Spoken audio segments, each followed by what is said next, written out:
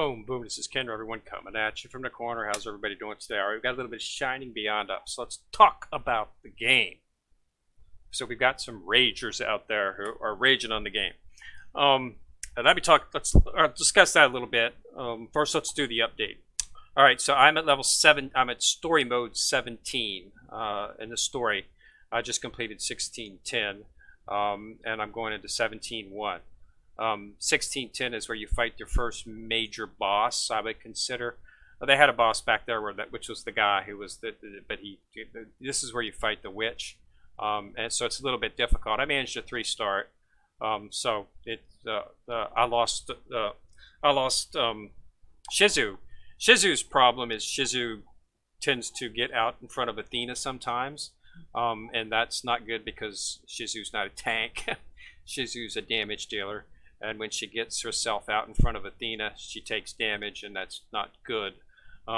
It doesn't happen often, but it happened in this, and the witch managed to nuke her down before I was able to save her with a heal. It is what it is. But after that, everything went fine. I killed the witch and completed the level. Got a 3-star in it because you have to lose more than 2, so I still had a buffer. And I got through into 17. So let's talk about the game and talk about what's going on. If you look on the internet, you'll see a lot of people that are bashing the game.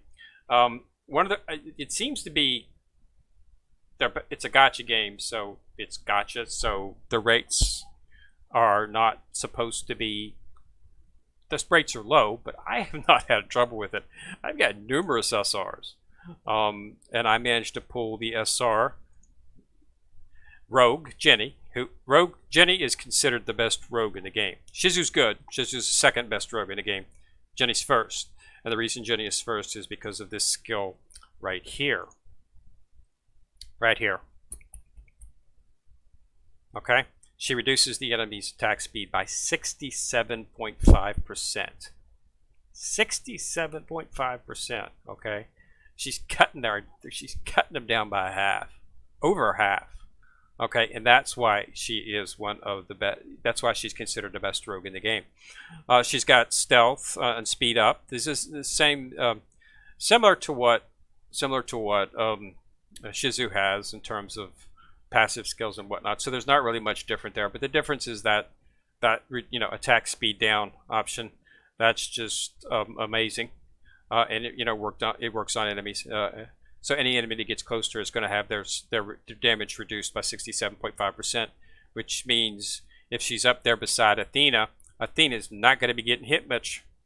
She's going to be getting hit less, which means she's going to survive longer, which means the team survives longer, because when Athena goes down, the team goes down. Okay? Athena's the tank. She's the block. If the block goes down, everything else gets killed. It's Athena, Shizu, Jake, then Amelia, one by one after Athena falls. So you need to keep Athena alive, and if Athena's not getting hit as much as she normally is, she's going to live longer. You have to heal her less, and there's a better chance that she will survive. So I do have Jenny. She's just a 3-star right now. She's a work in progress. So I've got Shizu up to 5, so I'm going to continue using Shizu, but I will work on Jenny in the background, trying to get her, maybe they'll have an event for her or something up here where we can get some shards for her, like we did for Shizu in the last event. That event was designed for Shizu. There were rogue weapon selectors. There were gear for the rogue 5-star. It was designed specifically. If I'd have had Jenny, I would have focused on Jenny, but I didn't have Jenny at the time. I just got Jenny this morning, so that's why. But now that I've got her, I can move some of the armor off of Shizu to Jenny when the time comes when Jenny is enough to be considered a force. She's not right now. She's only 3-star, so it would not be. She's at 30,000, and I'm at over 62,000 with Shizu. So Shizu's doing fine. She does cause problems occasionally, but for the most part, she does what she does do, which is burn down people really fast. So, but yeah, the people. So there's apparently everybody's raging on the game because of VIP. So what is VIP?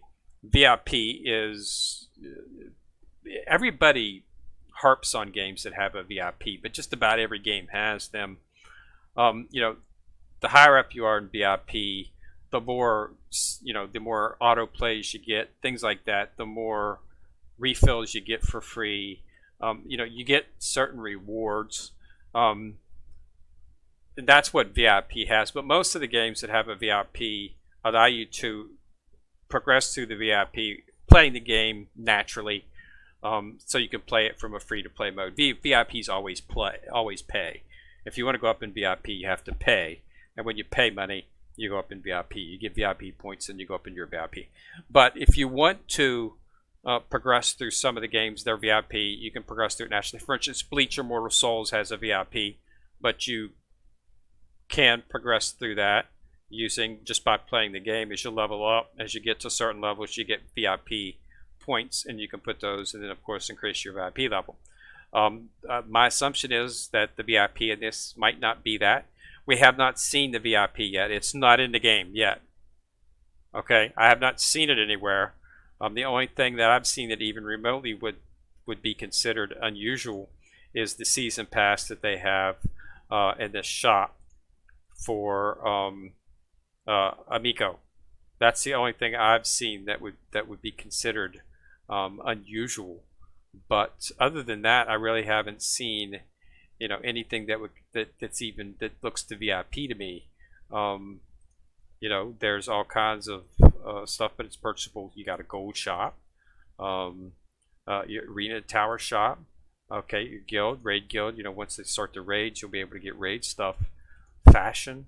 I have not seen anything in here that premium is normally where you'd have VIP, but I haven't seen an option for VIP yet. So they haven't introduced it yet. I assume when the game goes live, they'll introduce it, and then we'll make a determination as to whether it's something that is throwing the game in a pay-to-win format, and then we'll make a determination at that point. But as of right now, I have no trouble with the game. They're very generous in terms of what they got.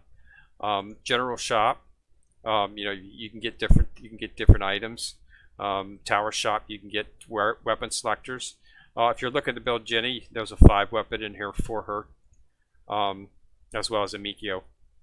This event is about. So that's what it is. So the event is up. It's a good event. Like I say, not too much of a change. It's the Fallen King's Dragon. You get 5 runs a day. Make sure you use them, because if you don't, you will not have 10 the next day. You'll still have 5.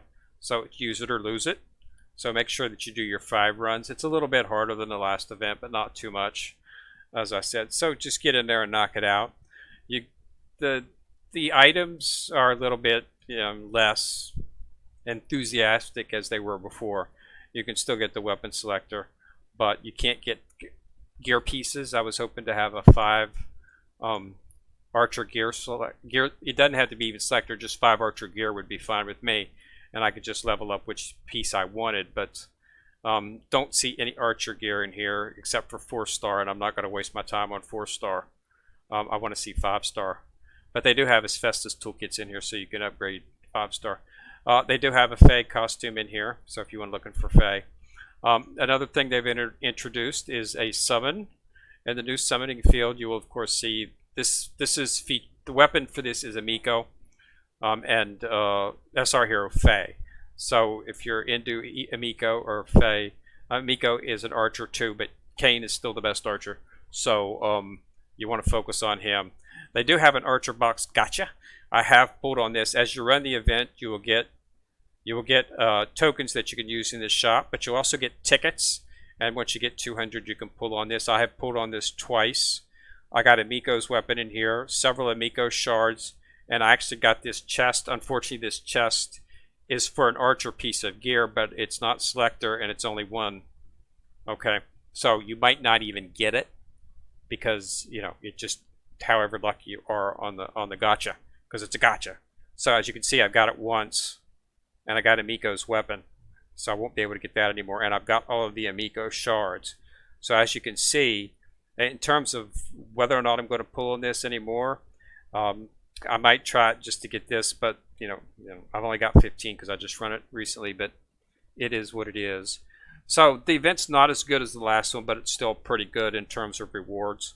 So I'm going to continue playing it, at least for the time being. I'm going to start focusing on, I still haven't decided on a final team now that I've got Jenny, who I definitely want to get up there because that attack speed down just has so many benefits. Anytime you're slowing down the intended attack speed, that means less damage, which means you're going to be able to proceed farther. I've got up to 17, and I'm really not having too much of an issue. Athena is carrying. You just need to keep an eye on her health. If her health gets low, tap the heal. Usually within a few seconds she'll heal her up. So it's not that big of a deal at this point. Kayn is a terror in PvP. Okay. The reason I had issues with Arena and PvP was the fact that for some reason I would beat characters that were higher in power me, and then characters that were lower in power me were beating me. It turns out it was Kayn. He just mows you down fast. So definitely get your Kayn up. Now that I've got Kayn in there myself, I don't have much trouble in terms of Arena anymore. I win some and I lose some.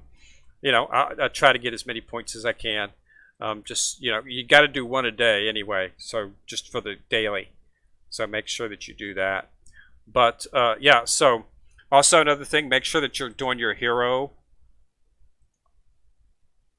quests. These are important. You get shards in these, and you can start getting 5-star equipment.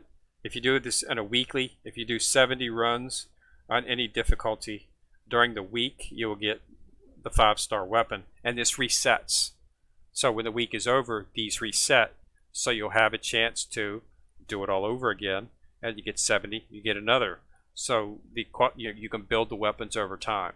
So I don't see anything that leads me to believe, if this stuff changes, then, we'll make a decision once it goes open and global, if that's something. But as of right now, I don't see, it seems to be thoroughly on a free-to-play and free-to-win format. I don't see anything that would lead me to believe otherwise at this point. But everybody's saying that it's going to have VIP in it.